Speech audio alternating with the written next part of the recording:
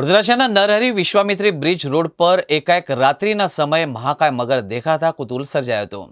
આ મહાકાય મગર અચાનક રોડ પર આવી જતા વાહન ચાલકો પોતાના વાહનો રોડ પર છોડીને રીતસર ભાગી છૂટ્યા હતા, તો કેટલાક લોકો પોતાના મોબાઈલમાં વિડીયો રેકોર્ડિંગ કરતા નજરે પડી રહ્યા હતા। આ અંગેની જાણ થતાં જ રેસ્ક્યુ ટીમે મગરને સહી સલામત વિશ્વામિત્રી નદીમાં છોડી દીધા હતા। વડોદરા શહેરની નરહરી હોસ્પિટલ પાસે આવેલા કમિશનર બંગલોના પાછળના ભાગે આવેલા વિશ્વામિત્રી નદી પરના નરહરી બ્રિજ પાસે 8 ફૂટનો મહાકાય મગર લટાર મારવા નીકળ્યો હતો।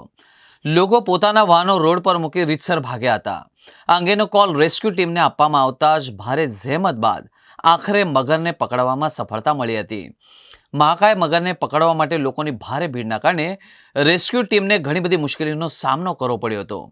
નદી કે તળાવ મગરના કુદરતી આવાસ છે। મગર જ્યારે પાણીમાં ઉતરે ત્યારે એ એની આંખ પર ગ્લેન્સ નાખે છે અને એનો વિઝિબિલિટી 60 થી 70% ઘટી જાય છે। મગર પાણીમાં ઉઠતા તરંગોના આધારે શિકાર નક્કી કરે છે।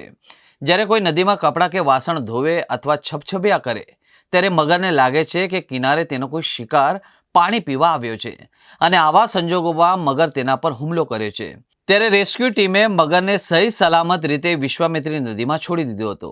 જે નરહરી હોસ્પિટલ જે બ્રિજ છે, બ્રિજ પાસે જ આજે કામનાથ મંદિર પાસે જે એક મગર લગભગ 6 થી 7 ફૂટનો મગર લટાર મારવા નીકળ્યો હતો, પરંતુ ખાસ કરીને અહીંના સ્થાનિક લોકો ભયભીત રીતે જીવી રહ્યા છે અને જે તે સમય પર વિશ્વામિત્રી રિવાઇવલ પ્રોજેક્ટની જે કામગીરી થઈ હતી તે સમયે અહીંયા ગાડી જે કહેવાય છે કે જે બખોલા પાડ્યા હતા, કે જે ડમ્પરો છે, જેસીબી છે, આ જે તમામ જે સાધન સામગ્રી લઈ જવા માટે જે આ લોકોએ ખુલ્લું કરવામાં આવ્યું હતું, પરંતુ ત્યારબાદ જે 100 દિવસની કામગીરી પૂર્ણ થઈ ગઈ, બિલ પાસ થઈ ગયા, પરંતુ જે નાગરિકોની જે વેદના છે, નાગરિકોની જે સમસ્યા છે એ આજ દિન સુધીમાં હલ નથી થઈ। કારણ કે આ જે જગ્યા પર જે ખોલવામાં આવી છે આ જગ્યા ઉપરથી વિશ્વામિત્રીનું પાણી પણ અંદર આવી શકે છે। સાથે સાથે અહીંયા ગાડી જે જળચર જીવો છે, મગર છે, સાથે સાથે સર્પસૂપ છે, આવા તમામ જે જળચર જીવો પ્રાણીઓ પણ જે કહેવાય છે કે અહીંયા ગાડી બહાર નીકળી આવે છે, જેથી કરીને અહીંના સ્થાનિક લોકો ભયભીત છે। ત્યારે વડોદરા મહાનગરપાલિકાએ જે 1200 કરોડ રૂપિયાની માતબર રકમનો જ્યારે ખર્ચ કર્યો હોય ત્યારે નગરજનોની વેદના અને નગરજનોની સમસ્યા, નગરજનોની સુવિધા માટે તાત્કાલિક ધોરણે તમામ જગ્યા ઉપર જે પણ જે મગરો બહાર નીકળી આવે છે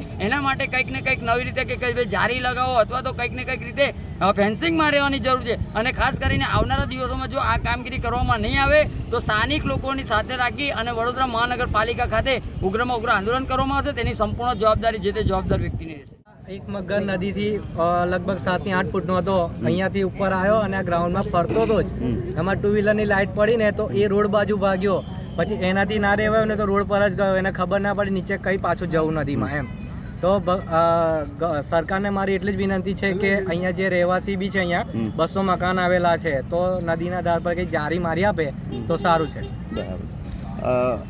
ખુલ્લું જ છે આખું? હા, એ હમણાં રિવરફ્રન્ટનું કંઈક કામ ચાલતું હતું ને એટલે નદીમાં આવવા જવા માટે જે કારીગરો હતા ને એના માટે ત્યાં આગળ ખુલ્લું રાખેલું છે, પણ હવે કામ પૂરું થયું હોય તો જારી મારવા વિનંતી છે।